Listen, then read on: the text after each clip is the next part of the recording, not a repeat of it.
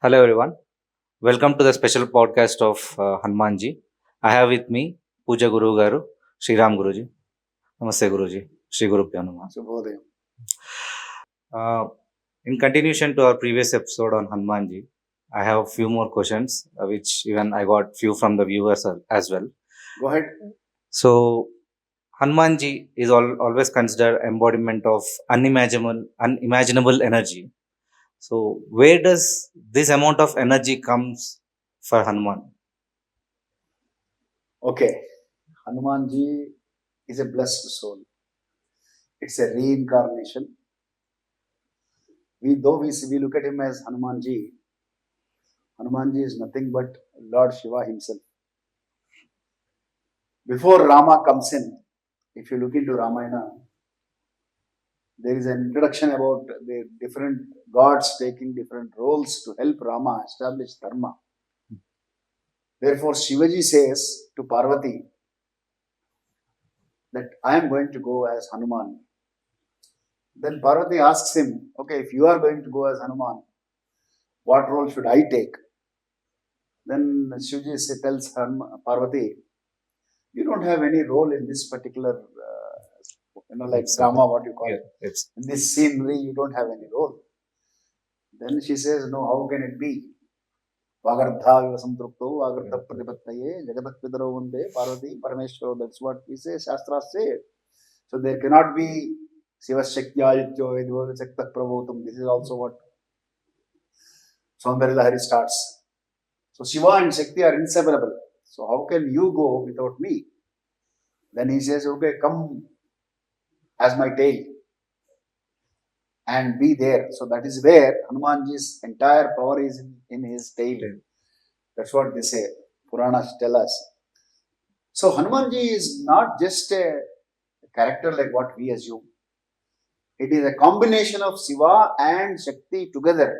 Therefore, there is infinite amount of energy, infinite amount of power, infinite amount of strength. Like Bhagavatam defines the Bhagavan Shabdam as, it says, one who has got infinite amount of wealth, strength, power, jnana, vairagya, he is God. It's not just somebody who is rich.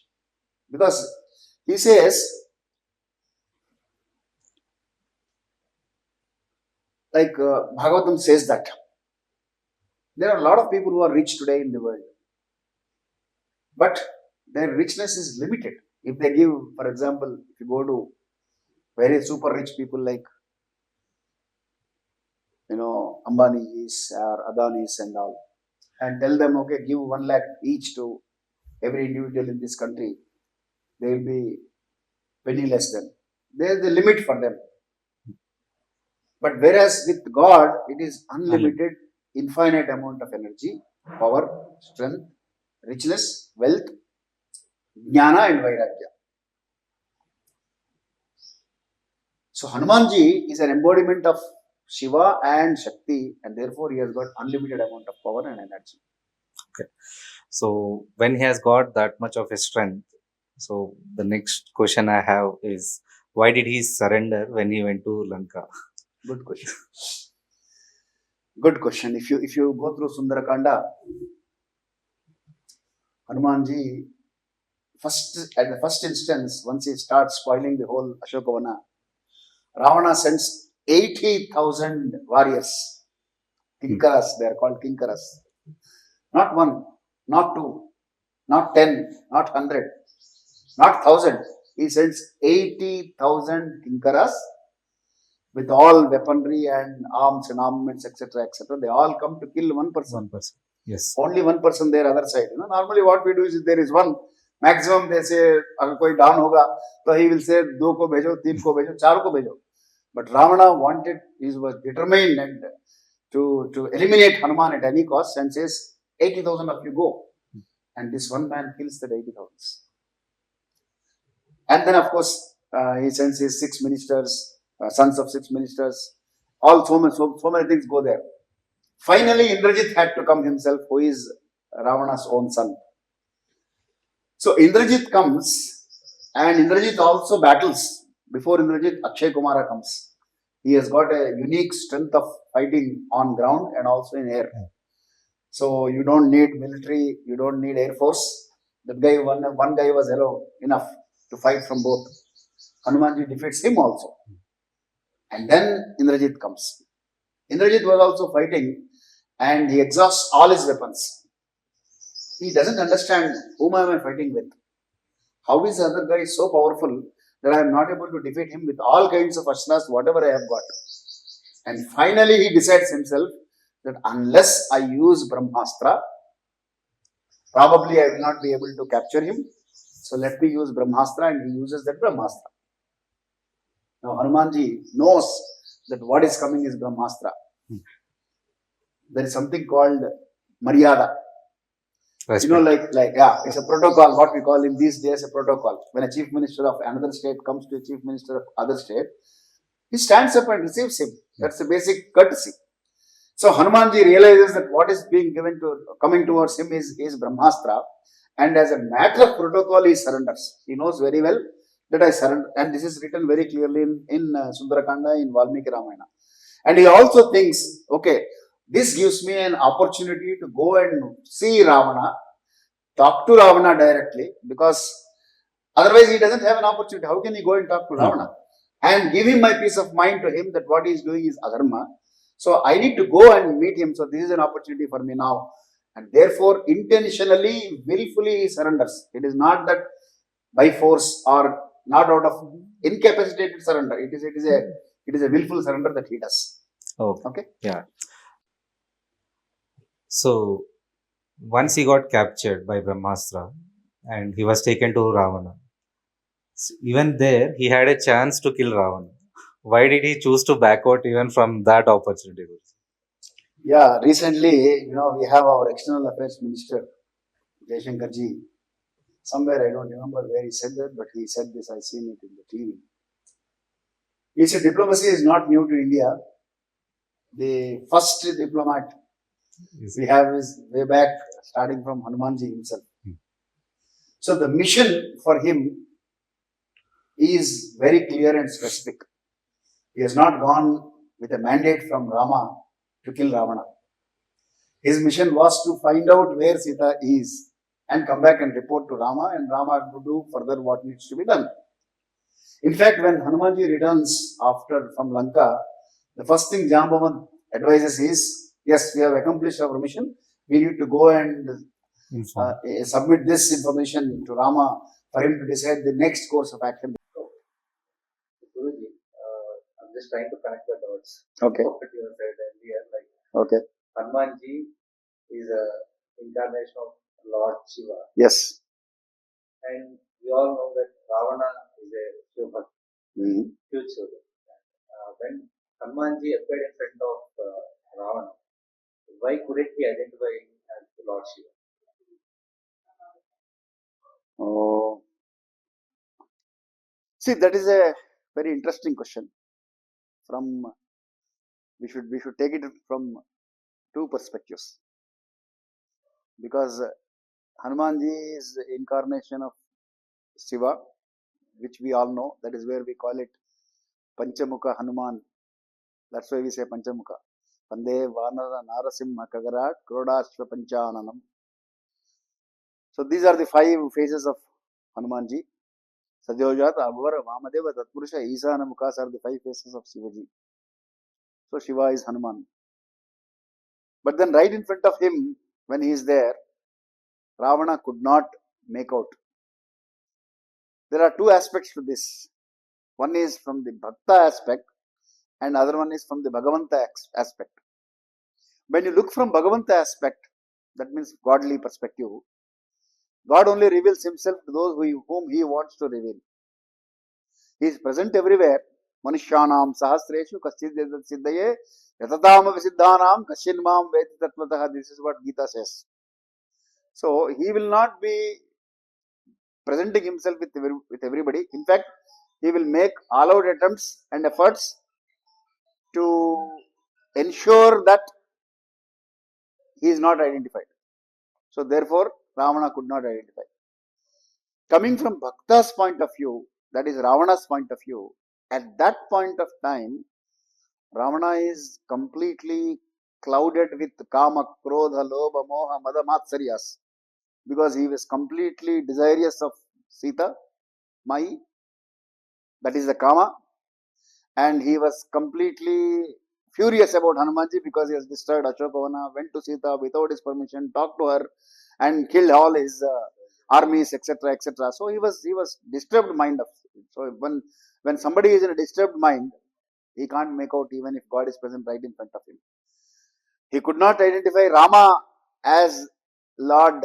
So how can he identify Shivji when he comes to him also? That is not possible. Yeah. About strength of Hanuman Ji.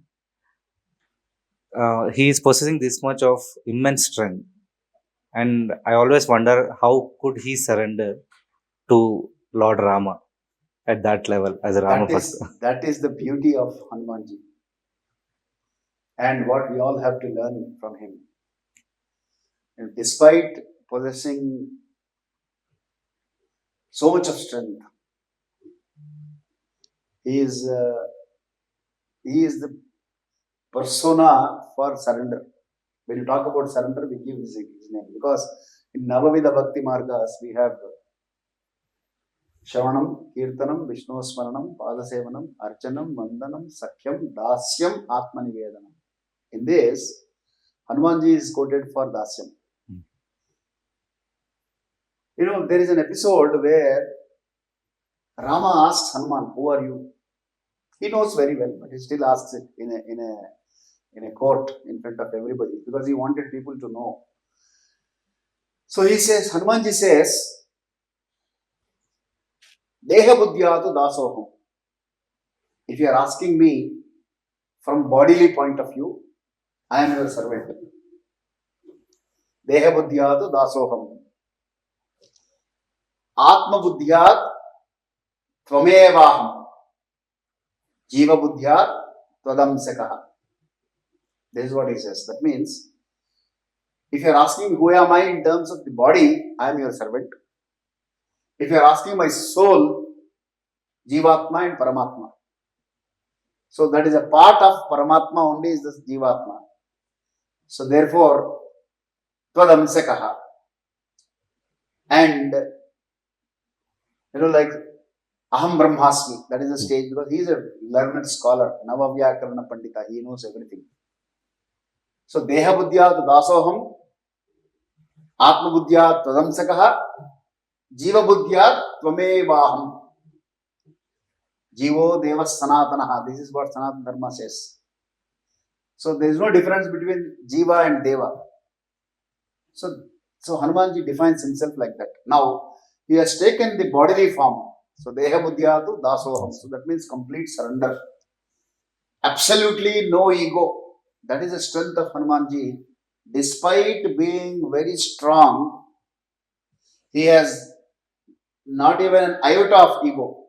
He surrenders completely. Even in Ramayana, when you read, when he comes back from Lanka, all his friends and Jambavant and all, Angad, etc., sit and ask him. There, Maharshi Valmiki has given 200 slokas. He tells them everything. He explains point to point what happened since he took off. But when he goes to Rama, he does it in one sloka only. Because there he says, Drishtva Sita. He says, I have seen Sita Maya and she is in Lanka. That's enough. He doesn't say, I have killed, I started from here, I had an obstacle with Mainaka Parvata, and then I had Surasa, and then I had Simhika, and then I killed Lankini, I killed so many Rakshasas. He doesn't boast about all that with Rama. When it comes to Rama, he completely surrenders. There is a message to all human beings. Live like Hanumanji, no matter what you are. You may be strong today in terms of your financial wealth or physical wealth or materialistic world, but surrender yourself to the Almighty. Then you will have success in your life. That's what even Bhajagovindam Slokas also says. Kshanam chittam, kshanam vittam, kshanam jivanam avayoho, yamasya karuna nasti. So therefore, surrender to thee, so that you are taken care for the rest of your lives, so that you don't have to be born again. So Hanumanji is a living example for us to lead a very humble life and be happy, because humility brings happiness. Pride and ego always brings sorrow. You may be at that point of time, you may be happy, but the person with whom you have dealt with is not happy with you. And karmas always return. When the karma returns to you, then you will feel sad. So therefore, Hanumanji is a living example of, no matter how strong you are, lead a life with humility. Be humble. And that is where the strength of Hanumanji is there. And that is why he surrenders. And you know, yatra yatra Hanumanta Kirtanam is not said. It is said yatra yatra Runada Kirtanam. So he is living for his boss. He is breathing for his boss. He is surviving for his boss. He is happy when you say Ramanamam, not the Hanuman Namam. So that is a kind of surrender what he has done. In fact, when Rama asks at the end of his avatara, Hanumanji, would you like to come back with me? Then he says, no, I want to be here as long as your Ramanamam is heard of this universe. That is where he has become Chiranjeevi. So that is the level of surrender what he has towards his Swami. And as we are talking about the strength, when we often get confused, like strength only is a physical strength, but actually, what I see, Hanumanji, it's a mix of both, like having a mental strength and the physical strength. It's a kind of a very rare combination to have. So, what you say about that, like how we should be able to take it as an example, because in tough situation, he is mentally stable and able to achieve a lot of good things for Lord Rama. So, I mean, I just want to understand from you how. Stay focused on your goal. Set your goal first. You must have your goal very clear. Like Hanumanji's goal was to serve Rama. His goal is very clear. No distractions, nothing works for him except for serving Rama. So be clear on your goal. Stay focused on your goal. That will give you what is required, the mental strength. Whether you do meditation, whether you do physical work, whether you do whatever you do, your action should be diverted and directed towards your goal, what you have set for yourself. And that goal has to be Dharma, Artha, Kama, Moksha. We should not forget that at any time. You know? People set goals just like that. Your goal has to be a dharmic goal. If it is a dharmic goal, then you are guided and mentored by spiritual forces around you, which includes Hanumanji also. So that is where you derive the mental strength. So when you study the Hanumanji's Charitra in Sundarakanda also, most of that is covered in Sundarakanda. That's why repeatedly we'll have to go back to Sundarakanda. There were so many distractions for him. Like a Vanara who has taken off in the evening and reaches there, Lanka. Whole night he was searching, and he goes into the kitchen of Ravana, where Maharshi Valmiki describes in several slokas what are all being served there. All kinds of food, dishes, varieties with kinds of flavors. He even describes the flavors that come out of that. Now, typically, the mind is, we feel hunger. Why not I eat sometime? Let me stop searching for Sita and let me eat something. No, he has not thought about that. No food, no sleep. Only focus on the goal that he has set for himself. That is the kind of mental strength what he has achieved, what he has accomplished, because he was focused on his goal. Same thing what he tells Mainaka also, when he takes off, when the Mainaka Parvata stands up and says, take rest at me because you have to go 100 yojanas. Then he says the same answer what he gave. In words, he says, no, I am on a mission. I need to accomplish my mission. And so therefore, treat it as if you have treated me. I will be satisfied, and then he leaves there. Same statement he makes with Surasa also. He says, I am on a mission. I will go and come back if you want. Then you can eat me. But she insists, no, you have to go enter my mouth. So he uses intellectuals, enters, and then comes back. That means his words and deeds are matching. What he says, he does. And what he does, he says. So do what you say and say what you do. Then you will have the physical strength and also the mental strength. Problem is, we say something and do something. That is where we lose our mental strength, because we do not remember what we said to this person. We try to recall and we can't recall. We are afraid that we may be wrong and he may not treat us properly. And this is what is the confusion. If you stick to the principle of say what you do and do what you say, you will always have the mental strength, which comes along with that for the physical strength as well. Okay? Yeah. And about the strength again, Guruji. Not only Hanumanji's strength, but whenever, I think most of the people agree with me. It's my personal experience as well. When we listen to Hanuman Stotras, Hanuman Chalisa, we feel a sense of inner strength in ourselves. So, how does it happen in this modern world? Yeah, see, that is what the Mantra Shastra says, and modern neurology science also defines that. Because see, when I say, for example, I tell you, I'm saying elephant. You have already visualized an elephant there. I have not described an elephant with a trunk, with a tail, very large animal, huge animal. I did not say all this. I just said elephant. When I say lion, immediately that image goes and you see a lion there. When I say cat, you are seeing a cat. When I say your mom, your mother appears for you. She is not here, but you see her. Yes. My word is only mom. Until I said mom, you are not seeing your mother. When I said elephant, you are seeing elephant. When I said mom, only then you are seeing. That means word has a visual connection to what you visualize. So the neurologists, that's why neurologists also advise you to do meditation with mantras. Today's, if you consult a good neurologist, he will say any mantra is good for your nervous system. So when we chant Hanuman mantras, the Hanuman mantras are associated with strength, energy, courage, fearlessness, and these are the associated benefits of chanting Hanuman mantra. So your neuro system is designed in such a manner that it drives your thinking process and gives you the internal courage. There is nothing that suddenly Hanuman Ji comes and then gives you courage. No, it doesn't happen. It processes your brain in such a manner. These words will process your brain in such a manner that they will drive courage in your thought process. Because everything is here. Manayeva Manushyanam Karanam Bandamokshayoho. This is what Shastra says. If you are able to do something, it is because of your manas. If you are not able to do it, is also because of your manas. So guide your manas, that means mind. Guide your mind and direct your mind and let the mind stay focused is what happens when you chant Hanuman mantras. That is the advantage. There you get the strength what is required from that mantras. And these mantras have that bijaksharas inscribed. Some of the mantras, of course, not every mantra, but some of them have that, so that the bijaksharas will also more effectively turn around the neurosystem to get to the results what are required towards accomplishing the tasks.